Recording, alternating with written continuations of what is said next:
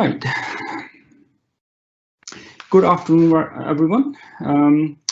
Hopefully you had a fantastic day today and managed to get wealth of information from our great participants. I know we are running a bit late, so I will try and not take too much of your time. So, Unit 4 Financials. I know the title says it's for technical people, but from my point of view, I think it's very important that how you can optimize your investment in Unit 4 Financials. Though it's a technical topics in here, but I think if you don't have a nicely running and optimized system, you will not be able to benefit for all the fantastic functions Unit 4 Financial has to offer. So in terms of maintaining and benefiting from Unit 4 Financials investment, it's how the business user benefit from it is ease of use, stability, and performance, and that you can only get if you have deployed the system in the first place with the best practices we have Unit 4 Financials have to offer. Right, so I strongly recommend to discuss these topics internally with your IT team once you have gone through the slides. Okay, if I can move forward. Right, so as you all know, that Unit 4 Financials is very data intensive application. So you will see the topics I'm going to cover in this quick session is database, application web server backup, session management, data archiving, interfaces and workloads, and technical audit. Now they will be very brief, but it will give you good pointers as to how Unit 4 Financial on-premise system should be maintained. Right, so moving into next topic.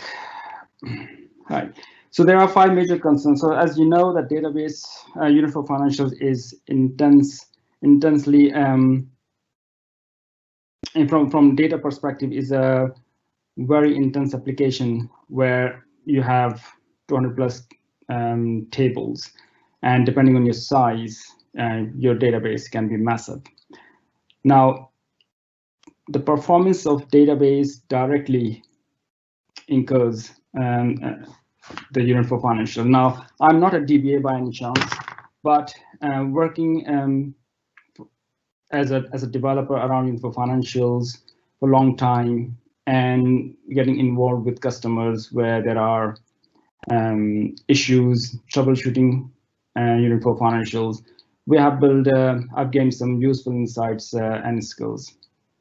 Now, poorly maintained databases invariably will develop problems in one or more of these areas, i.e. data and log file management, index fragmentation, statistics, corruption detection, and backups. So I understand there aren't any technical audience here, I believe. However, so our finance audience, the point to take away from this session is to note down the main points and discuss with your IT team. I will try my best to keep this session business focused and avoid technical jargon. Right, now data and log file management. Now, so from database perspective, this session is mainly talking around the concept around SQL Server, as 99% of our customers are Microsoft SQL Server based. So though the main concepts apply to other databases as well, like Oracle and DB2, etc., but some of the terms I've mentioned in these slides directly refer to SQL Server. So just so that you know. Now, data and log files should be on separate volumes, i.e. simply put, hard disk, altogether to avoid potential for file fragmentation. Now, this is just to highlight that what I mean by fragmentation is that if you're writing a page in your notebook, if you write 10 lines in there and move on to the next, write half the line and then move on to the next, to scanning. So when the system is trying to read that information, it takes longer for it to read. Therefore, the system performance will be directly affected. So in data file access, fragmentation can be a small contributing factor. However, the logs, if the fragmentation is there, it can have more significant impact on performance. So another point on this is that auto growth should not configured for small increments. So when we set up the database, we configure the auto increment and size, what it should be. First of all, it should not be set on percent basis. It should be on, megabytes or gigs. And the forecast, you should forecast that how much data space you might need for next 6 months, at least, not less than that. And the point behind that is if you keep this increment small, that will cause your system to work slowly because every little while is trying to increase the disk size. Okay. Instant file initialization configured. Now, please enable that function in the database, which skips zero initializing the files and hence makes growth and auto growth virtually instantaneous. You don't have to, it will be faster, basically. Shrink, auto shrink is not enabled and shrink is not part of any maintenance plan.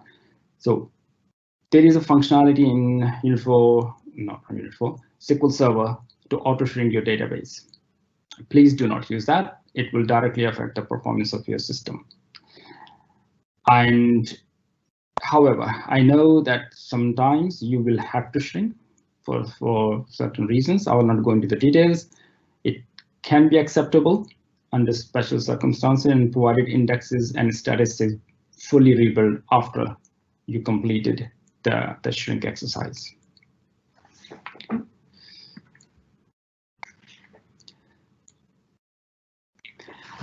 Apart from fragmentation at the file system level and within the log file, it's also possible to have fragmentation within the data files in the structures that store the table and index data.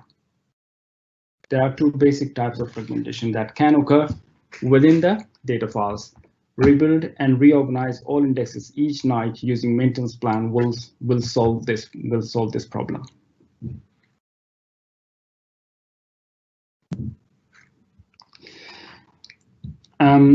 Statistics. This function is offered by SQL Server, which should be part of your regular maintenance plan. And the idea behind that is that if your statistics are up to date, your queries will run that much faster because it knows where all the data lives.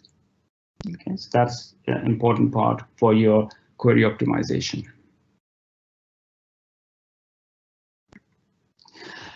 Corruption detection. So invariably in databases, data gets corrupted. Now it is, as a DBA, it is important for any DBA or someone who's maintaining database is to avoid inconsistencies. Overwhelming majority or corruption caused by the hardware itself or power cuts.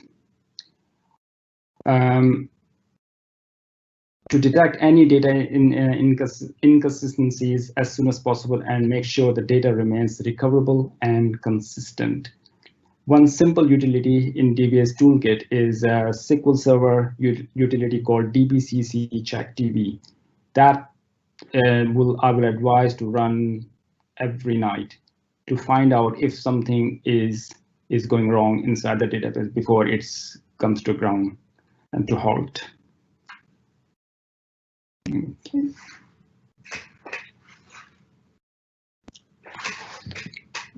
Right. Now that everyone is aware of database backup, that's pretty simple. I think each company will have their own policy about the database backup, on-site, off-site, and I will not go into the details whether it's weekly, monthly, hourly, or basic, but that depends on your DBAs, your internal policies. But that's database backup. You need to have both in on-site and off-site.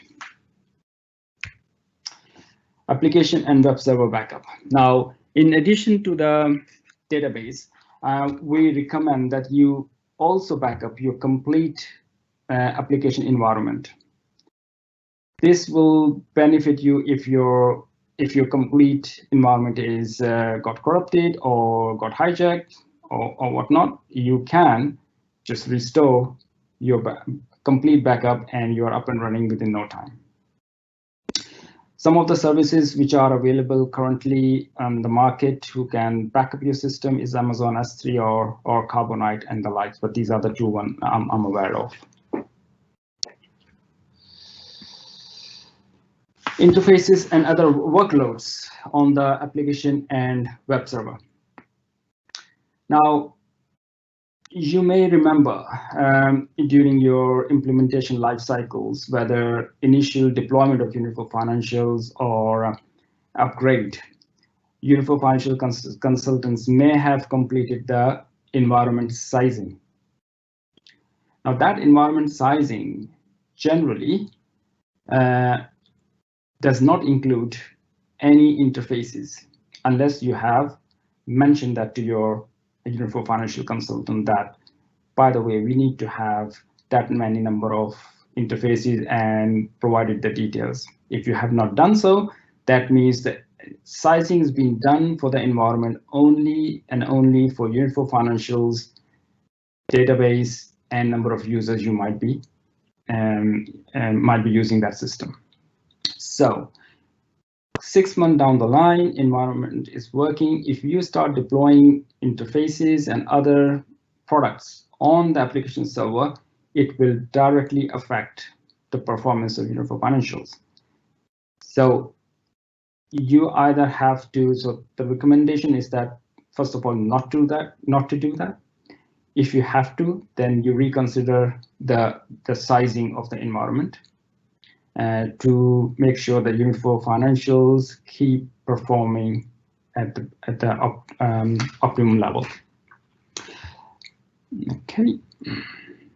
Now, in addition to that, it's recommended that you remove application logs periodically and clear up log head and log line tables, because they build up. These two tables have lots of logs from various systems, various functions within Unit4 Financials, so they build up pretty fast. So you need to determine what is your timeline. So 30 days, 60 days, you might want to remove the data from these tables.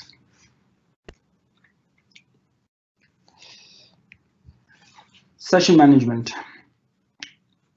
So question is, why appropriate session management is important. Now, we have come across in working with various customers that Unit4 Financials create session for each user or any interfaces connecting to the system. The session consumes the license available for your organization. When user do not log out and instead close the browser session, the session will stay alive, therefore blocking the license. Now user can log in again, it will create a separate session on a different browser. That means your license is blocked. Now you have using two licenses. If you have 5 to 10 licenses, or sorry, 5 to 10 business users in the organization, license will soon run out, therefore blocking the user's login.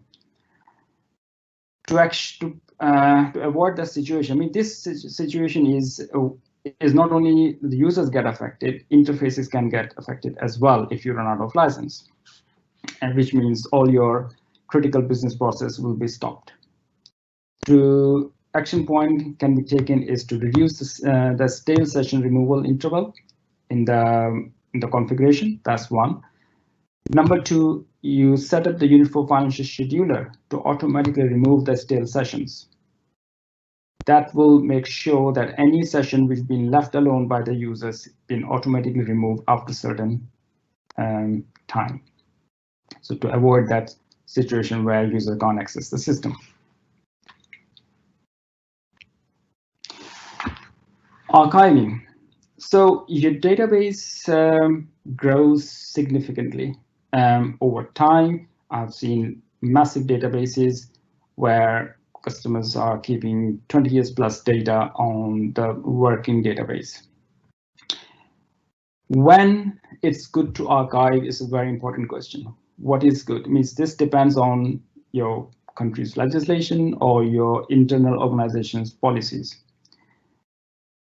Whatever way you move forward, it's recommended that you use Unit4 Financials internal archiving functionality to archive the data you actually don't need. Well, I'd say don't need. You don't need in your immediate tables, your main working tables. What it so you are not going to. So, as you know, accountants are very they would like to have the data with them.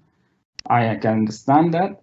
And now, you know how Unit4 Financials have come up with a solution is to that data will still be available within Unit4 Financials, but not in the main tables. Instead, it will be in the archive tables, which can that data then still be available through your browse details and through your normal reports. All you need to do is click on I want to see the data from archive tables.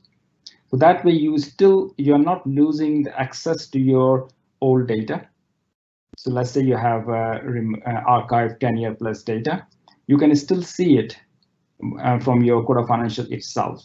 So you're not getting rid of it. All what's happening is that your immediate working tables become smaller, therefore give you best performance. That's the idea of archiving. So I recommend looking at archiving if your database is have 10 plus years data. Last but not least, technical audit. I mean, it is recommended and highly recommended that you at least twice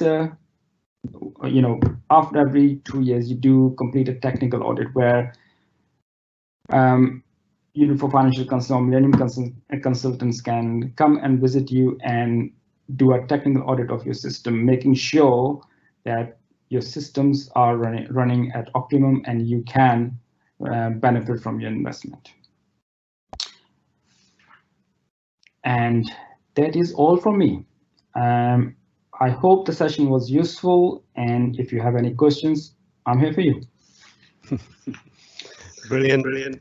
Thank you very much, Jawaid. Some very interesting tips there for the technical guys. Sorry, I'm getting a bit of an echo now, which is a bit weird. I don't know if everyone else can hear that, but at least we're at the end of the day anyway. It didn't happen earlier.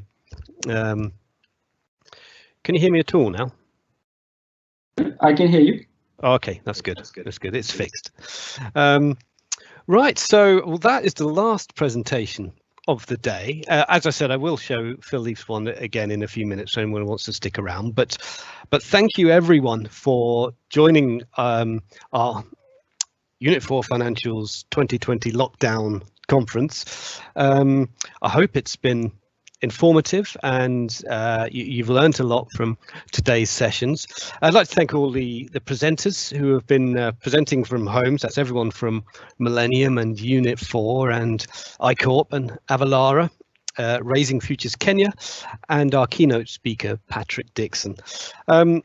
As I said, we will be sending out a feedback form tomorrow to everyone. We'd love to hear your feedback on how you thought it went and any ideas for future events. To encourage you all to do that, there are a few prizes of Amazon tokens for which will be randomly selected from the all the forms we received back. So yeah, thanks again everyone for joining this year's conference. Yeah, do let us know if you want any more information on any of the presentations today. All these videos will be available online as soon as we can save them all and edit them and get them up on the website. I've just had a question in, which I think I was just answering. Yeah, so recordings of today's presentation, yeah, as soon as we can get them up, hopefully next week, we'll get them up on the event website. So I'm going to sign off now. Stay safe, everyone, and thank you again for joining. And yeah, hopefully I will speak to you all individually very soon.